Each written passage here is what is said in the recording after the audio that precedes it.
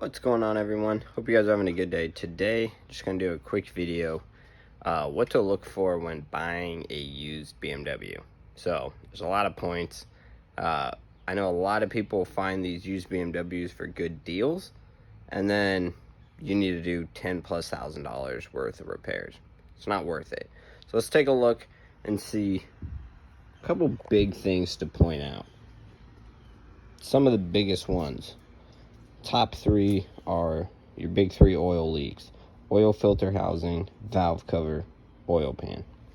Now this engine here is on my 340. It's a B58 turboed inline 6.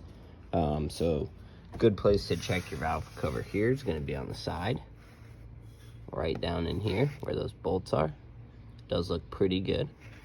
And then the main reason for that is it's going to leak from there down onto your exhaust, and it's going to burn. Gets super bad potential to light fire and smoke up, so don't want that to happen. Check your valve cover. On these B58s, you are going to want to check your charge pipe. Looks like this one might have been replaced already because they're known to explode or crack. Will let in extra air, not good. And then you're always going to want to check your belt. These are going to be pretty easy to look at on the front here. Make sure they're not ripped, cracked, or anything like that. And then you're going to want to check your coolant reservoirs. Obviously check all the lines coming off of them. Make sure there's no blue. This one looks very good. Then check below, make sure there's no blue down there. Check your seals, make sure those are good. If the engine hasn't been ran, open it, check it, make sure it looks good. And then going to the back here is where the oil filter housing is on this engine. I don't have a light on me at the moment, otherwise I would show it to you on this one. So what I'm gonna do is let's move over to the X3. Now this is the N52. It's still a 6-cylinder. It is not turboed though. It's naturally aspirated. The reason I'm gonna show you this one is it's actually a lot easier to see most of this. Oil filter housing is right here. This is what it kind of looks like even on the B58. Check all around it for leaks. Again, this one looks good. The reason this is a big deal, what'll happen is it'll leak down onto your belt, which that hose is kind of in the line there, but it's right there in between the alternator and that hose. So you'll see it right there. It'll soak that belt. The belt will either snap or fall off, and then it has potential to get eaten up into the engine. So watch for that. That's your oil filter housing. Coming over here, we'll recheck the valve cover on this one. It's a little bit easier to see. It would be right in here. Looks good, right? Again, there's my exhaust right there. You can see my first cats. So you don't want that oil leaking down onto that. You also don't really want that oil drenching your axle boots, which are down there. You want to check those as well. I will say on these BMWs at 100,000 miles, like this X3, probably gonna need to do shocks. It's already had front struts done on this one. And then once again, just check coolant. Coolant is this here. Check all the lines. Looks pretty good.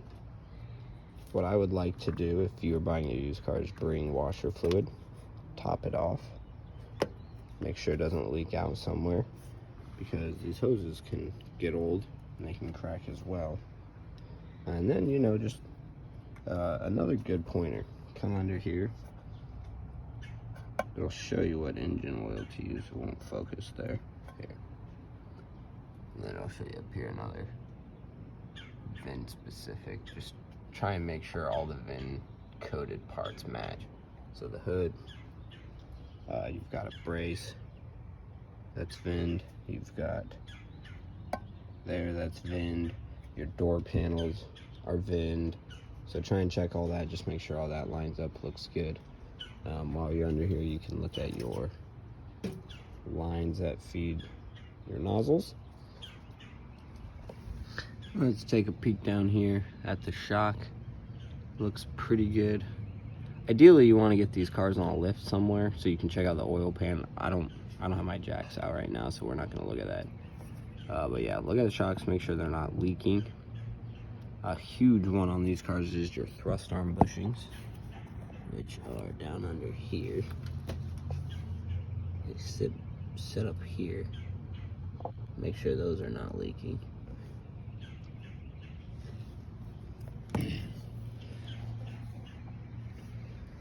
Obviously, you're going to want to check tire tread. You're going to want to check your rotors. Easy way to check rotors. Come up in here, look at them. They're not the best. This car does need brakes actually. But if you run your finger out towards the edge, if there's no lip, you're in pretty good shape. Some of these will have a huge lip. That'll tell you you're going to need rotors. And then you can always just check your pad. Pads are really easy to check. That's a pretty thick pad there. Not thick, but at least I would say 3 to 4 millimeters, good for a while. So, moving back to the 340. Some other things you're obviously going to want to check are your headlights. Make sure they fully function. These are self-adjusting, self-leveling. I'm going to go ahead and close this now. Everything in here looks pretty good. So, you could also check the air filter, check that. But you want to make sure your rear lights and your headlights work, because those can cost a couple $1,000 OEM. So make sure everything looks good on those. They're LEDs, they're not typically bulbs that you can replace. That's going to be about it. Make sure all the electronics inside the car work, the features, functions, things like that. But I really wanted to focus on the mechanical side. So oil filter housing, valve cover, oil pan, shocks you're going to want to look at, thrust arm bushings up front, and then check your coolant lines, check all the lines, check VIN, try to make sure everything's specific. And then if you really want to get into it, what you can do is go to the dealership with the key, get a key read, and I'll actually show you here. I've got both cars. It'll show you upcoming services for the car. So at the time I ran this one, it said my oil change was doing 1,000 miles. And then man, my camera's terrible at focusing, I'm sorry. And then if you flip, ask them for the warranty sheet, it'll show you all the services that were ever done under warranty. All right, so quite a bit on this one. And then the 3 Series, that one wasn't due for anything. It would show you if any recalls were outstanding. It's just a good way to make sure that the original owner of the car actually serviced the car under that maintenance plan. See, you can see all that there. Tells you mileage, things like that. The dealer might not let you take these home. They let me, only because sometimes there's other people's info on it. But do that. Get a pre-purchase inspection. Just because the car is cheap does not mean maintaining it's cheap. So hope you guys got some value out of the video. Have a good night. Leave a comment below of what you would recommend as well. Other than that, the X3 did have a valve cover done already, and front shocks, and thrust arm bushings, and probably the oil filter housing. Not by me, but the first owner, original owner for the first 75,000, serviced it all at the same dealer that it was purchased at. So I got all those records when it was traded in through CarMax. That is why everything in here looks so clean, because this has 99,000 miles on it. Most X3s you're gonna find a leak coming from one of those points we talked about. Other than that, looks good. Again, you could check charge pipe on the X3, it's back there. I'm about to do an air filter on this. You have to remove this whole box, so I'll upload that video tomorrow. That's about it. Check battery. It's going to be in the trunk.